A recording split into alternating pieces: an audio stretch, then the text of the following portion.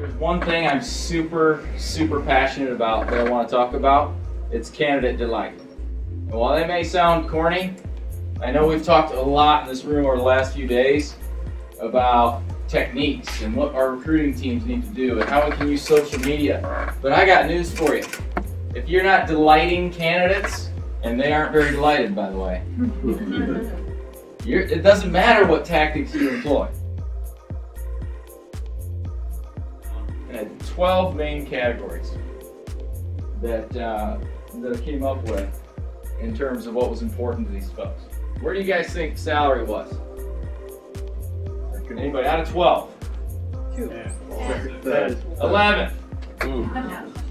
It was 11. Number 1 was calling. That's the best word I could come up with of what they were telling me. Like, I want an opportunity to do the work I'm passionate about. I want to do that kind of work in a place that fits me culturally, right? I'd love a better look at who the hiring manager is. How many job descriptions do you have with a hiring manager on it? Anybody? No. Do I have anybody who has their hiring manager on a job description? What's the number 1 reason that people leave jobs? The number 1 reason people leave their jobs is because of their hiring manager. I might be leaving a job because of a hiring manager, but I have no idea who this hiring manager is that I might go to work for. So a lot of these folks say, hey, I worked for that cool company with that cool product, but it didn't work out for whatever reason or another. I want to know more about the business model, like how are you guys going to make money, and I want to know more about how you're positioned for the future. Like, what's my future going to be?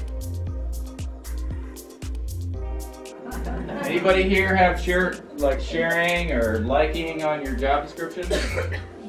Are they getting hit a lot and going viral? Maybe they are. I'm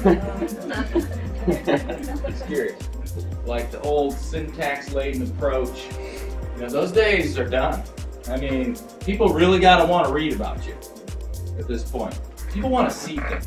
People are more visual, and they're more likely to click on something like what 75% of people are more likely to click on a LinkedIn profile that has a picture. Okay, some of the best advice that I got.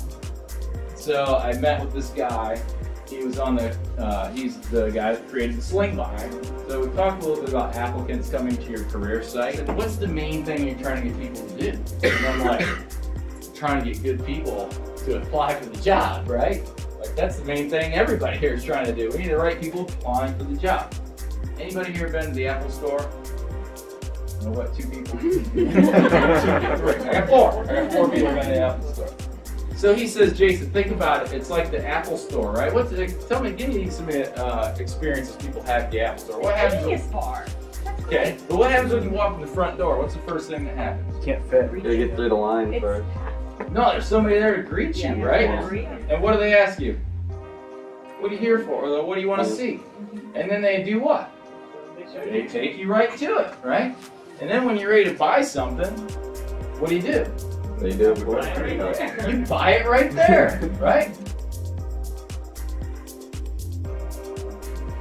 The thing I hear over and over is like video and mobile are 2 of the hottest trends, right? I believe that A players, like the hardest folks to get, the best of the best, I believe that they're going to get a custom message from a hiring manager face to their device, but only relevant content, not just blasted. But people are open to hearing about certain things, and they'll opt in if they get those relevant certain things. Deliver a powerful message from your hiring manager. Doesn't have to be some long eloquent speech either, by the way.